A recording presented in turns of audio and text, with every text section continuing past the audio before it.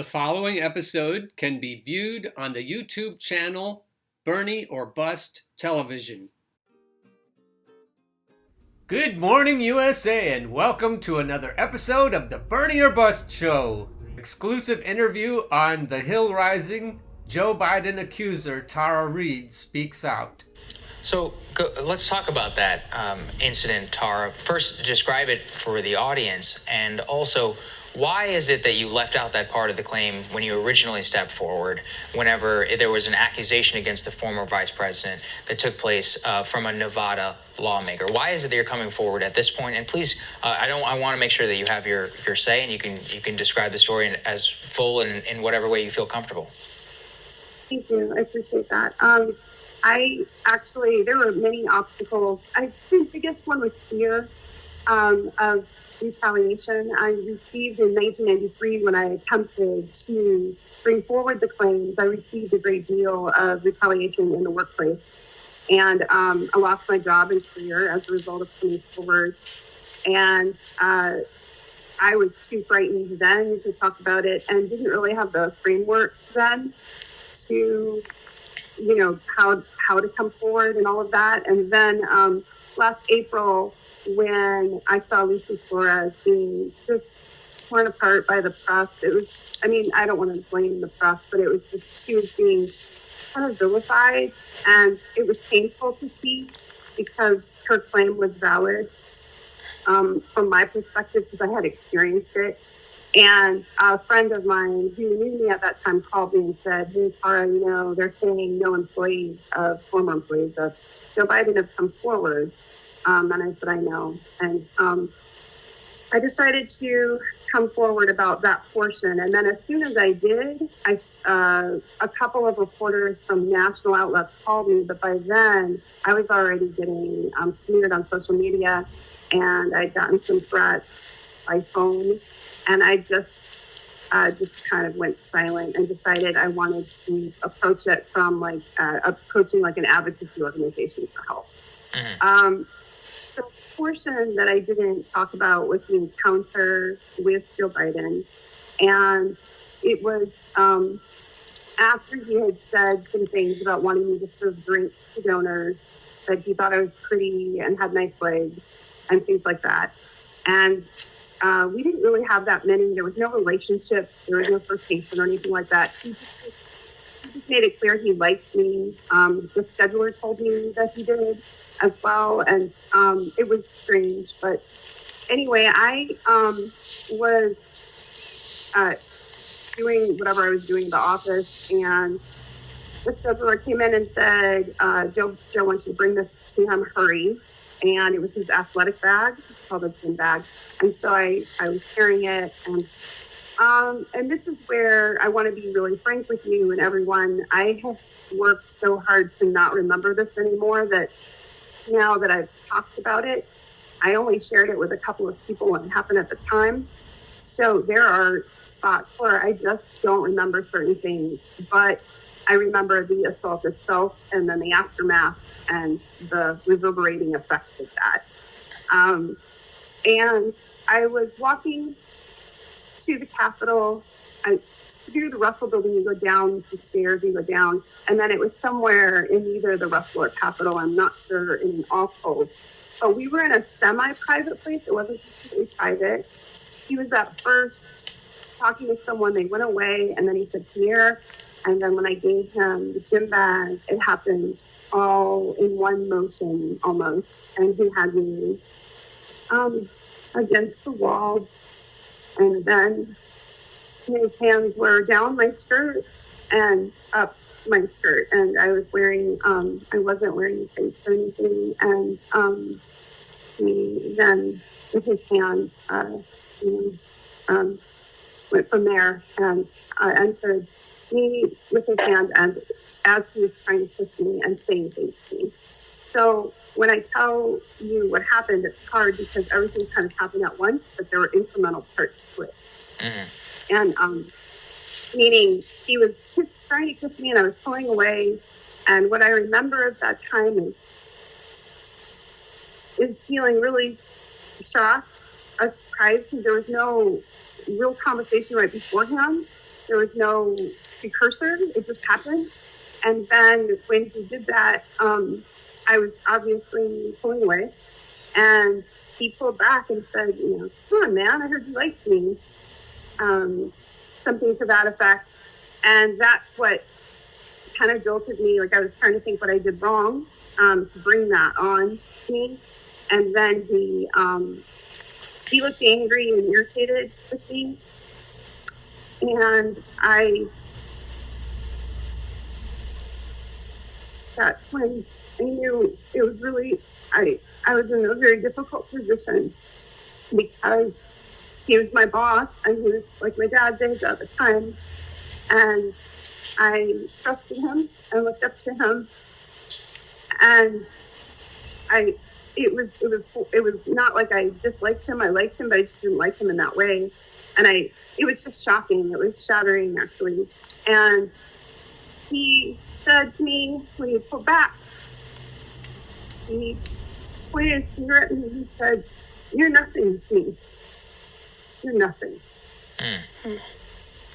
And then he straightened his clothes and he went away. And I don't remember. I know I went to the restroom to clean up, but I don't remember exactly. I remember the next memory I have is of the Russell building. There's these long windows that are very tall and this empty kind of like, there's back stairs. And I was sitting on the back stairs and I just remember the coldness and my whole body shaking and feeling alone and feeling scared and not knowing what to do, who to talk to. And I knew I had made him angry because I insulted him by pulling away and stuff. It was awkward and horrible. So I called my mom later. I went home and she was furious and she said, she educated me about sexual assault. At that time, I really didn't look at it as a sexual assault. I felt like I put him in a bad position. It's strange to say, but I felt like I did something wrong because after I was told to like serve the drinks and I wouldn't, the scheduler said things like, you need to button up more, you need to dress less provocatively. And I was in my 20s and I was dressed in pretty much business clothes, so I was confused by that. And my mother described that as retaliation, and she was kind of explaining to me what was happening, and I wasn't aware of how this worked, in that kind of pattern. And so when I called her, she said, "I want you to make a police report." And I said, "Mom, who do I call? It's the Capitol Police. Like, he's one of the most powerful people in the world. He's chairman of the judiciary. There's nothing I can do. There's no one saw it, I don't think." And she said, "You need to march into the office and you need to make a sexual harassment claim." And she was like, Tony and we argued about this. And it was after the incident that I did make a written claim outside the office because I had tried to follow protocol with the sexual harassment, and just how I couched it was in terms of I felt uncomfortable. And I went to my supervisor, and I don't know if it's okay for me to say the names of the upper level supervisors I went to, but there were two. Yeah. And they were in upper, yeah. And so, Tara, just to be clear, you filed a claim that's been reported before about essentially sexual harassment in the office, but this claim wasn't part of that. However, in addition to your mom, you told a couple other people at the time about what had happened to you. Can you just speak to that? I did. I told my friend, and I don't want to say her name on the air, but she was a close friend who's in Kennedy's office. And she talked with me about it, kind of helped me process it. But also, she was kind of as clueless as me as to what to do. And we were more just kind of around safety. And then it was sort of like, okay, how do I maintain a job or get a different job? And this is, it was sinking in that I was obviously not going to be able to stay there. And it was soon after that I was put in a windowless office. And my supervisor of the interns was taken away, and I was not allowed to have other contact with staff, and I was told to find a job within a month. And to be perfectly clear, I did not report the sexual assault to my supervisor. I had started to tell her in a hallway. We were talking and tried to, and she shut it down. And I don't know how much of it, but she kind of was acting like she knew the direction I was going. It's hard. I don't want to, project something, so I don't know. But I did not.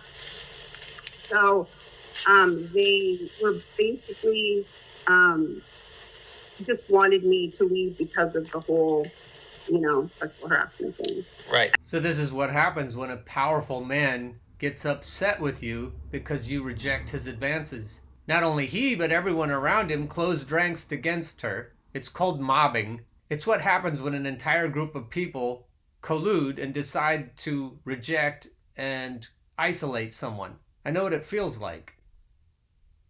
And she felt as though she had done something wrong. And of course, there's more to the story.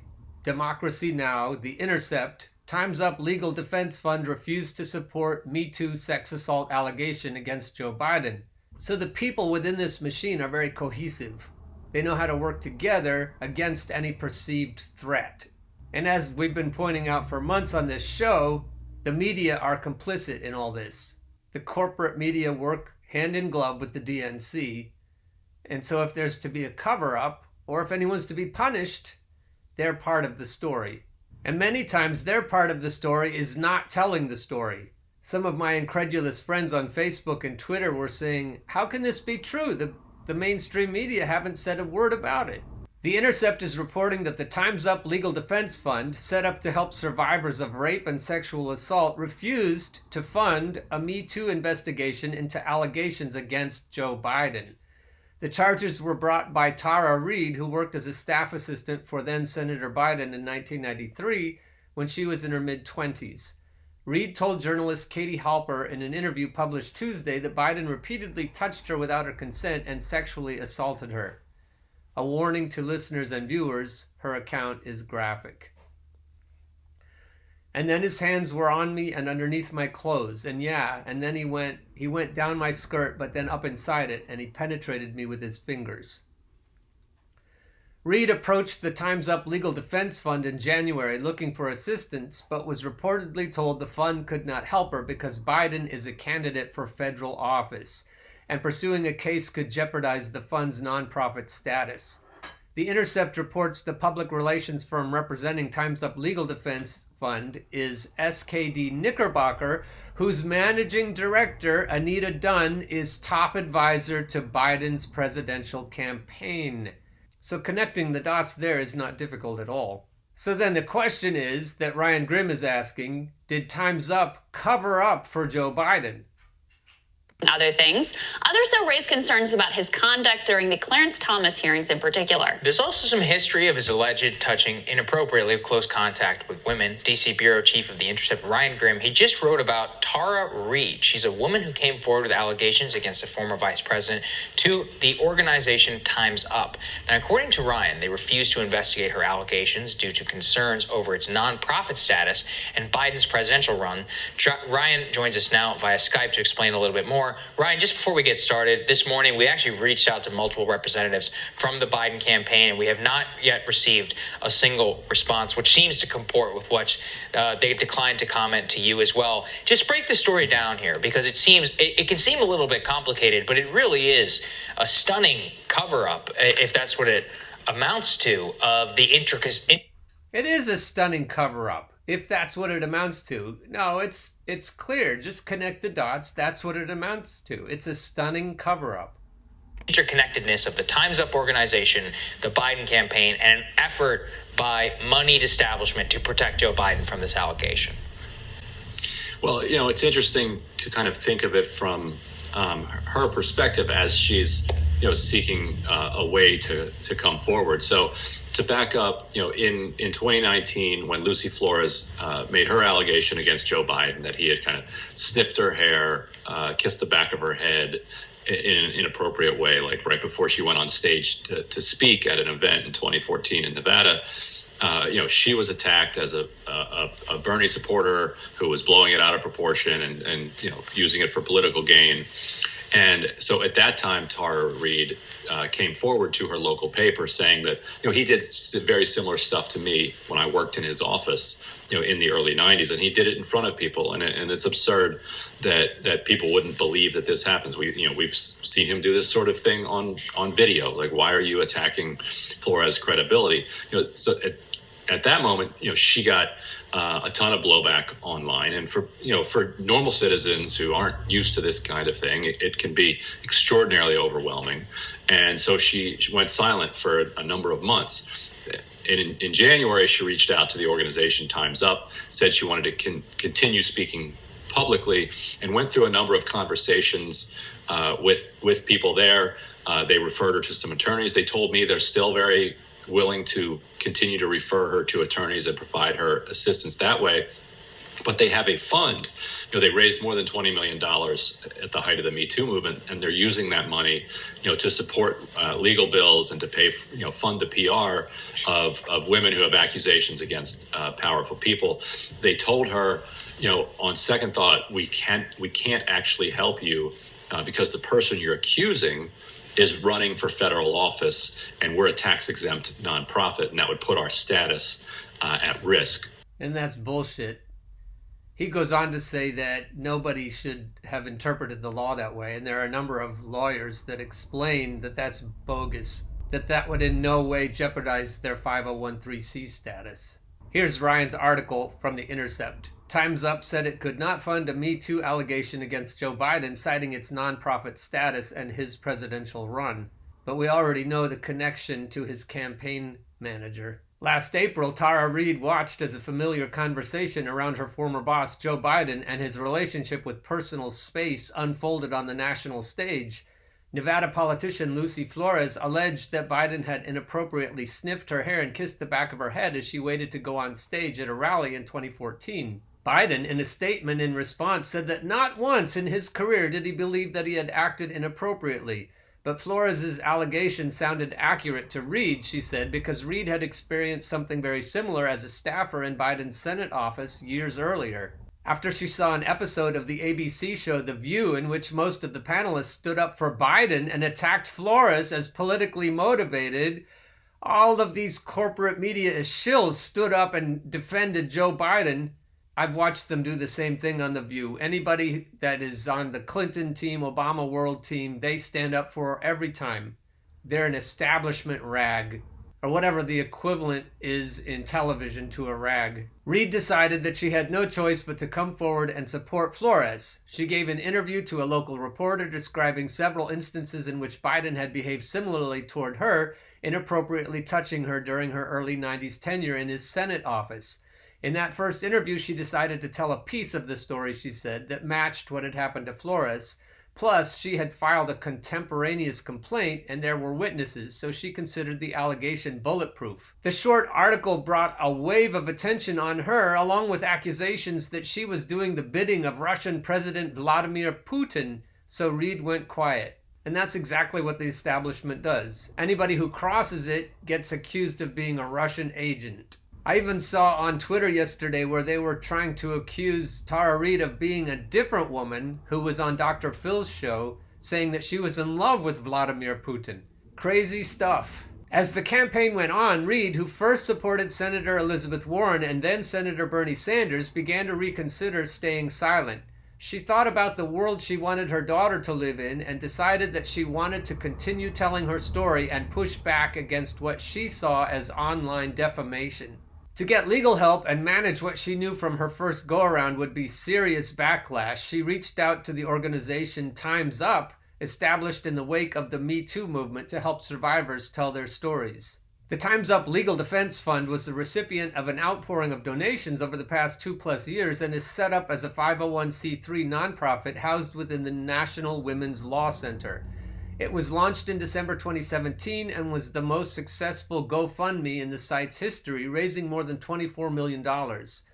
Among the accusers backed so far by Time's Up are some of those assaulted by Harvey Weinstein, as well as scores of others with allegations against executives in male-dominated industries. The group has committed more than $10 million toward funding cases. In January of this year, Reid spoke with a program director at NWLC and was encouraged by the conversation. The fact that she was a Sanders supporter and had come forward previously in incomplete fashion didn't dissuade Time's Up.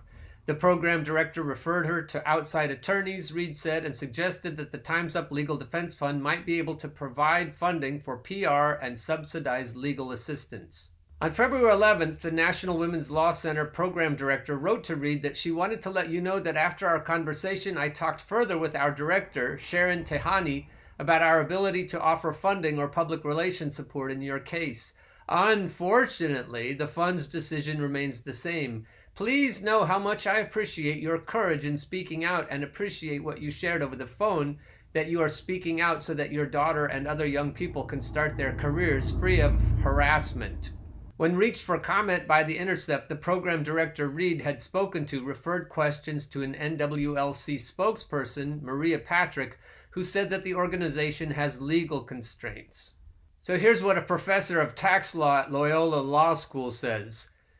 Ruling out federal candidates marks as off-limits any member of Congress running for re-election, as well as President Donald Trump. Ellen April, a professor of tax law at Loyola Law School in Los Angeles, said that Time's Up's analysis is too conservative and the group wouldn't be putting its tax-exempt status at risk by taking a case involving a candidate for federal office as long as it followed its standard criteria for taking on cases. Now here's where the rubber meets the road. The public relations firm that works on behalf of the Time's Up Legal Defense Fund is SKD Knickerbocker, whose managing director, Anita Dunn, is the top advisor to Biden's presidential campaign. A spokesperson for Biden declined to comment. The SKDK spokesperson assigned to Time's Up referred questions back to the National Women's Law Center. Some of my online friends are saying that no reliable news sources are covering this, which is bullshit. The people who are directly hoping that Joe Biden wins the nomination are not covering it, but there are lots of reliable news sources who are covering it. The Bernie or Bust show is just one example. Joe Biden Accuser details alleged sexual assault in graphic detail by Tyler McDonald. In April 2019, the Union reported that Alexandra Tara Reid accused Democratic presidential candidate Joe Biden of sexual assault shortly before he announced his run. Now, the Daily Wire reports that Rolling Stone journalist and podcaster Katie Halper released an audio clip in which she interviews Reid, a former staff assistant to Biden, who documents the alleged assault in graphic detail. According to Reid, the assault took place in 1993 when she worked in Biden's U.S. Senate office. The incident reportedly began when she brought a gym bag to Biden after being instructed to do so. After greeting her by name, Reid claims that the former vice president began to touch her sexually in the side area. We were alone and it was the strangest thing, Reid said. There was no, exchange really. He just had me up against the wall.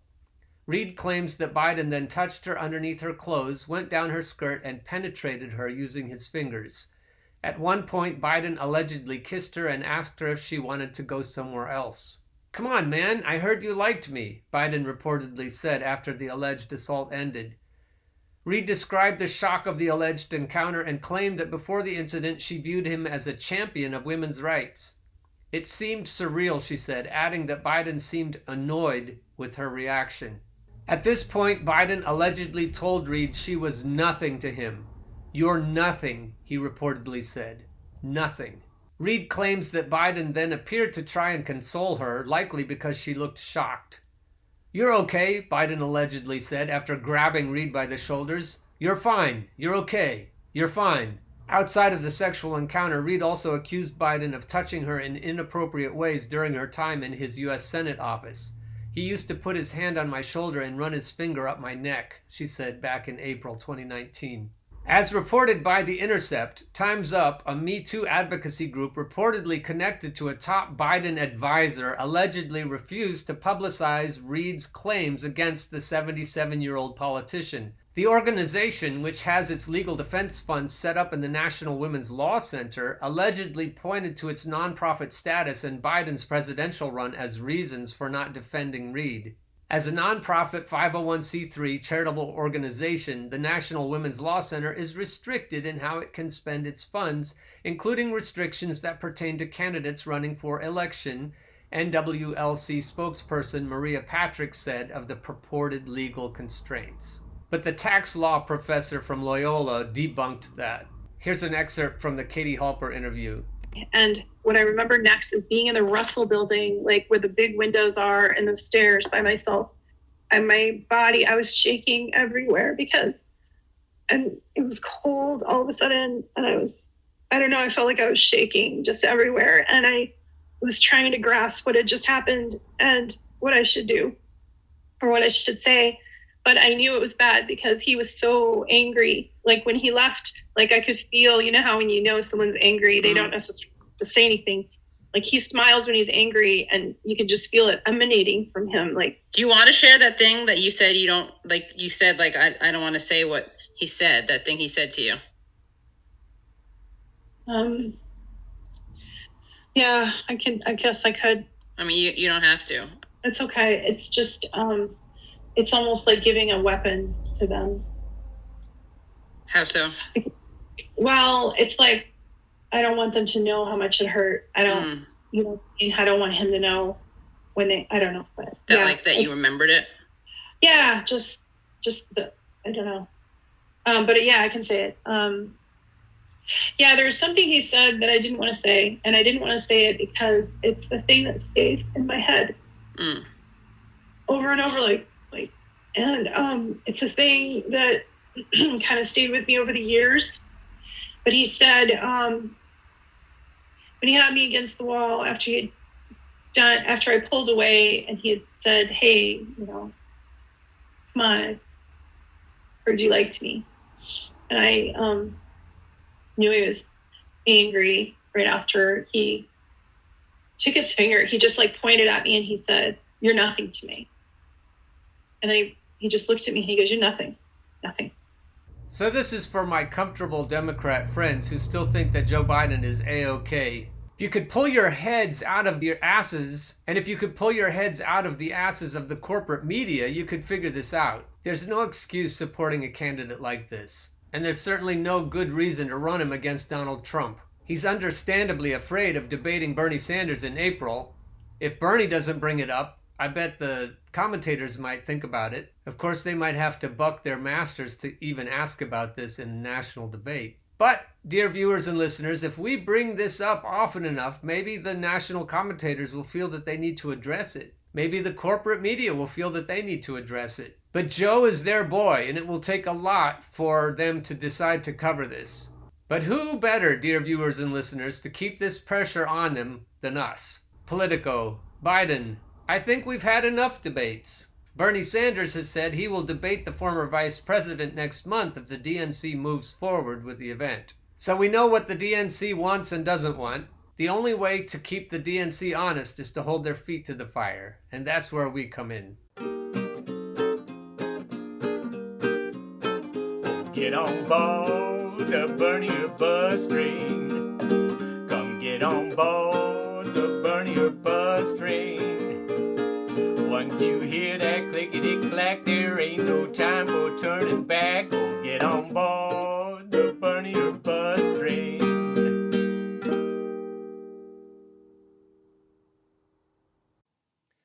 The preceding episode can be viewed on the YouTube channel Bernie or Bust Television.